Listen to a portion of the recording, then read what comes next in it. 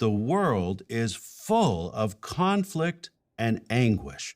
People long for peace, and they long for unity, which is the focus of this month's broadcast. Our theme is Stand Together as One United People. Let me begin with a question. Where do you keep your wallet? If you're out in public, you brothers likely keep it in your pocket, maybe a front pocket, so that it doesn't get lost or stolen. You sisters might carry your wallet in a purse or handbag, which you keep close by your side. You guard your wallet because you know that if you get careless, a thief might steal it, and you might never see your wallet or its contents again. It is similar with the precious unity we enjoy as Jehovah's people. We need to guard it and protect it, or else someone might steal it. Make no mistake, the devil is looking for an opportunity to steal our unity from us. Is he now? So we've just been watching the beginning of Mark Sanderson's talk. As you heard, the title is Stand Together as One United People. You can understand why Mark Sanderson, as a governing body member, one of 8 people on the planet who consider themselves collectively to be God's channel of communication with mankind, the faithful and discreet slave, the ones who get to interpret the Bible for us and decide what God wants for us.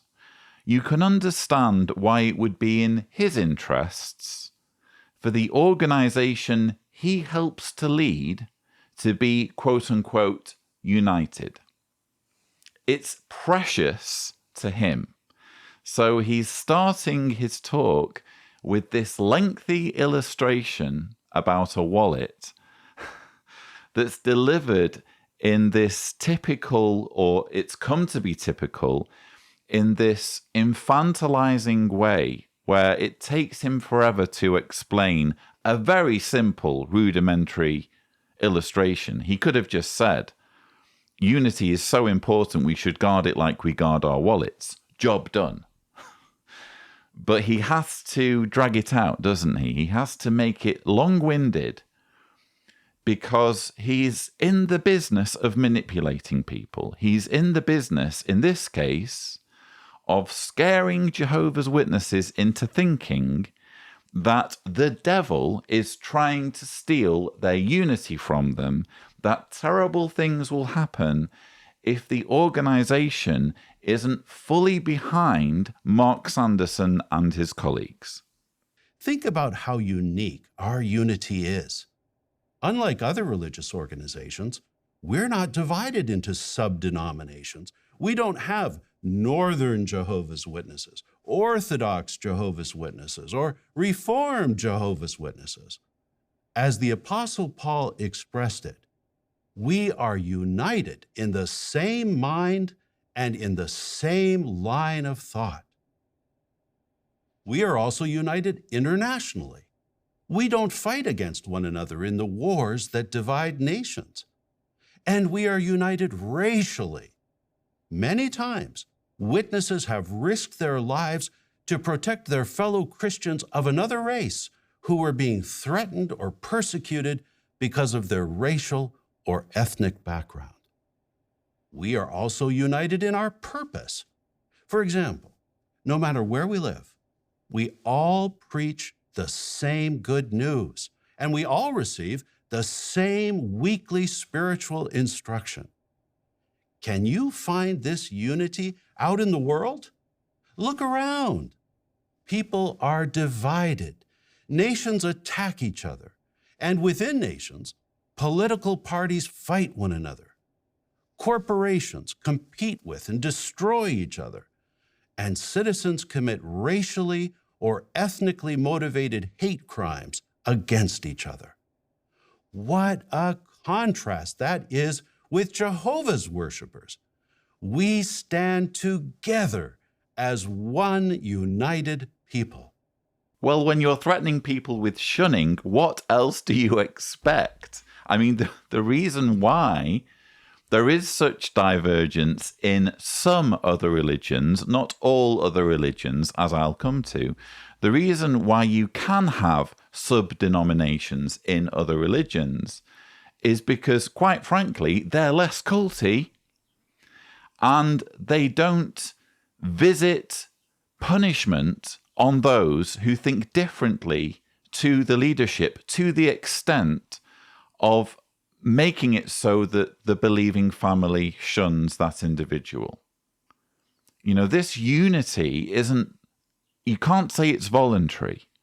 You can't, for example, as I've said many times before, you can't look at the 8.5 million Jehovah's Witnesses and say definitively they're all believers.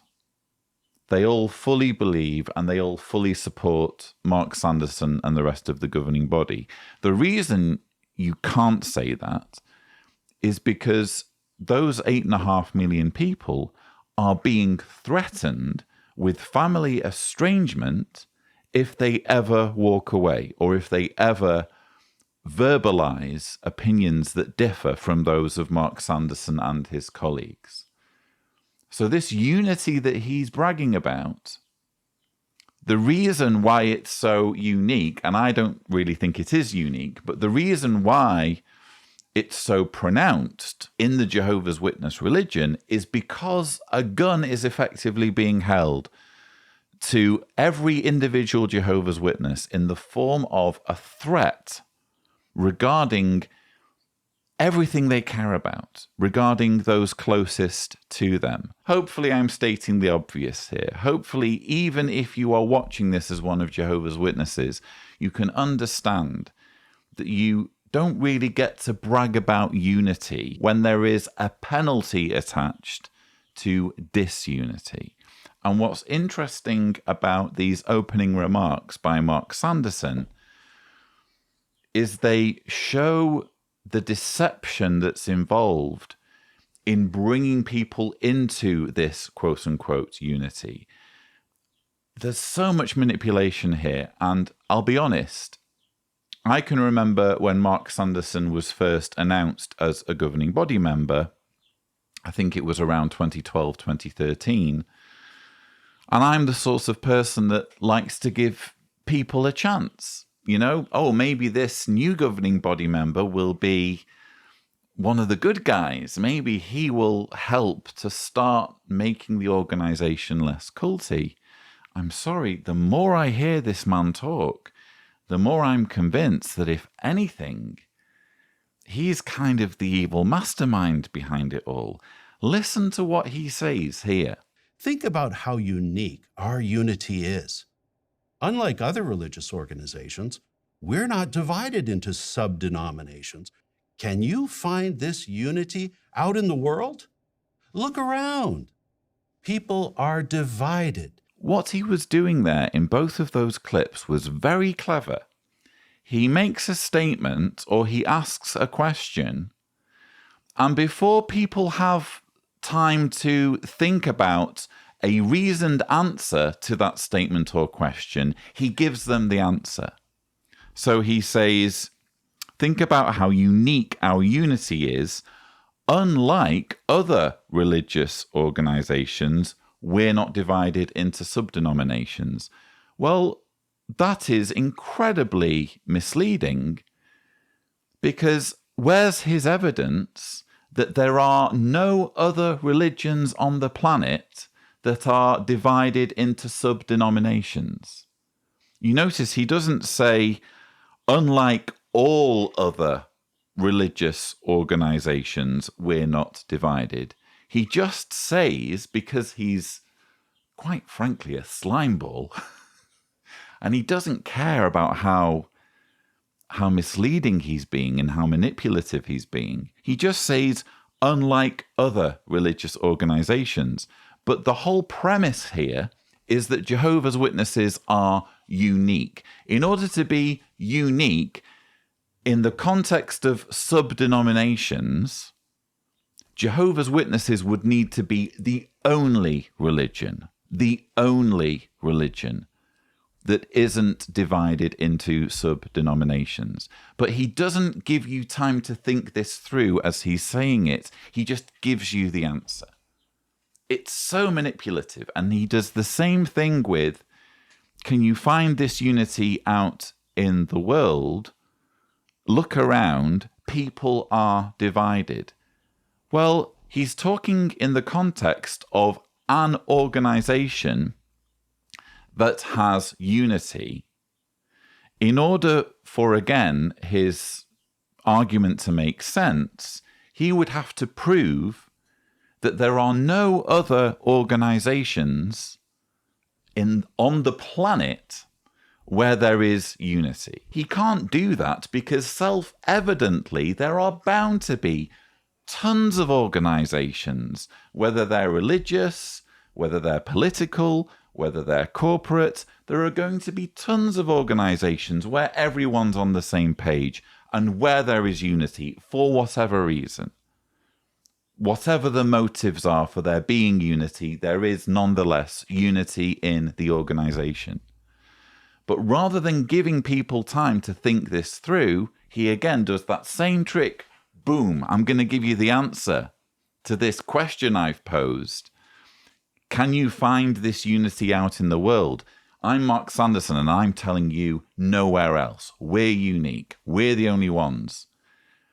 And rather than saying, again, all people are divided, everyone's divided, he just says, people are divided.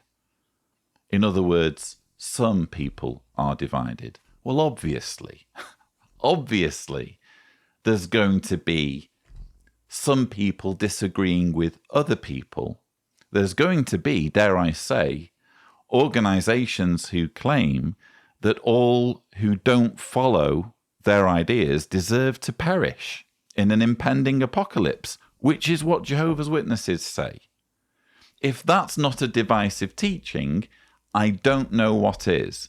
But the point is, what does it say about the Jehovah's Witness ideology, and Mark Sanderson in particular, that they can't put their ideas forward, they can't create material for their followers without that material being demonstrably misleading?